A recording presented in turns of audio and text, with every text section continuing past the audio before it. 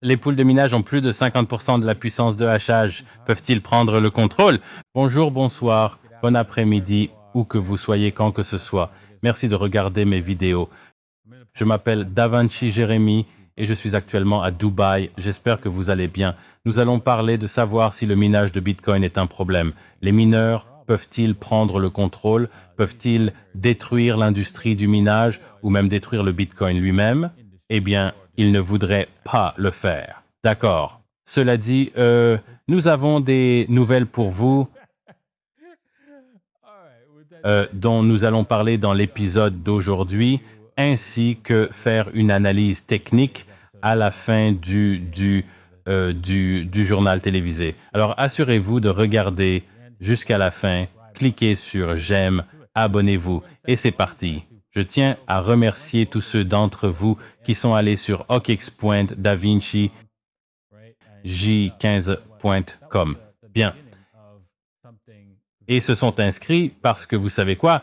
C'était le début de quelque chose de très spécial pour vous. J'ai vu comme une centaine d'inscriptions quand je me suis réveillé ce matin et je vous ai juste demandé de créer rapidement un compte. Faites juste cela. Nous allons vous montrer comment déposer de l'argent sur un compte sur OKX et comment acheter du Bitcoin dans les jours à venir. Alors restez à l'écoute. Pour cela, si vous avez créé un compte sur OKX, c'était le premier pas. Vous devrez peut-être faire un peu de KYC si vous n'avez pas de pièce d'identité. Assurez-vous de obtenir un et de faire cette prochaine étape qui est simplement d'ouvrir de la donner simplement vos informations, votre pièce d'identité pour qu'ils sachent qui vous êtes. Et c'est juste nécessaire sur ces grands échanges. D'accord. L'épisode d'aujourd'hui est sponsorisé par PAL AI. C'est essentiellement un IA à déployer sur votre canal Telegram ou Discord pour que vous puissiez parler avec lui, converser avec lui. C'est une IA pour votre projet crypto essentiellement parce que maintenant, si vous avez un type de projet crypto ou si vous voulez poser des questions sur comment, quel est le prix de votre projet, et ainsi de suite. Ou même, essentiellement, vous pourriez l'enseigner pour aider à fournir du support. C'est une application pour vous.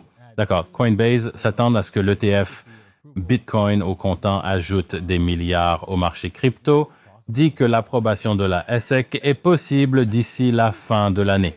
D'accord, oui, c'est possible, juste peu probable. L'échange crypto Coinbase dit que l'ETF Bitcoin au comptant pourrait ajouter des milliards de dollars à la capitalisation totale du marché crypto.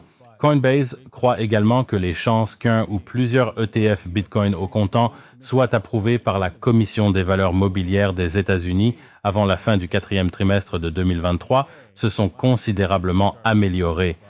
D'accord, bien, peut-être qu'elles se sont améliorées de 1%, mais oui, ces gars, évidemment, juste.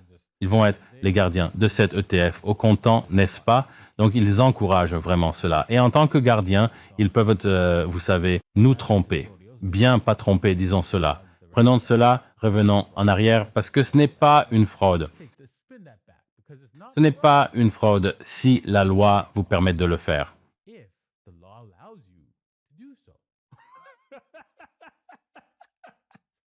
C'est juste, c'est vrai. Si je suis autorisé à voler votre argent,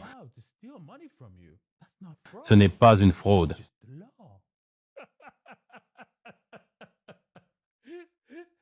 C'est juste la loi, mon Dieu.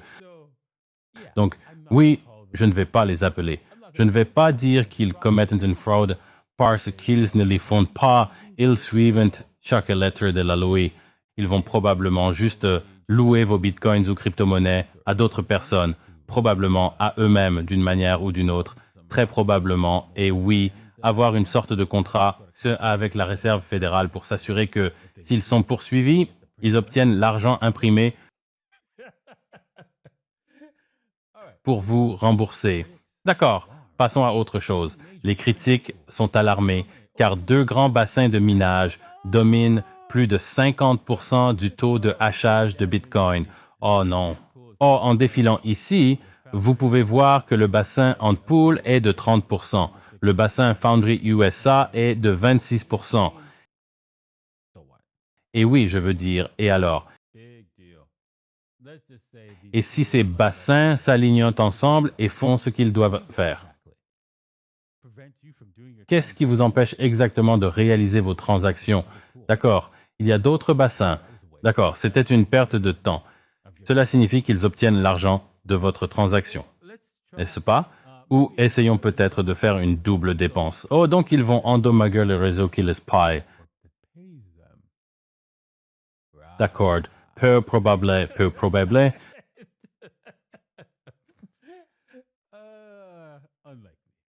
Et s'ils se déplacent toute cette puissance de minerai vers un autre Bitcoin, Bitcoin Cash ou Bitcoin gouvernemental. Oui, d'accord. Donc en tant que mineur utilisant le bassin, vous allez quoi? Faire quoi? Vous me forcez à miner du Bitcoin gouvernemental? Dites oui. Je ne voudrais pas être oui. Donc il n'y a pas grand-chose qu'il puisse faire en tant que mineur contre Bitcoin. Donc vous n'avez pas à vous en soucier. D'accord. Passons à l'analyse technique d'aujourd'hui.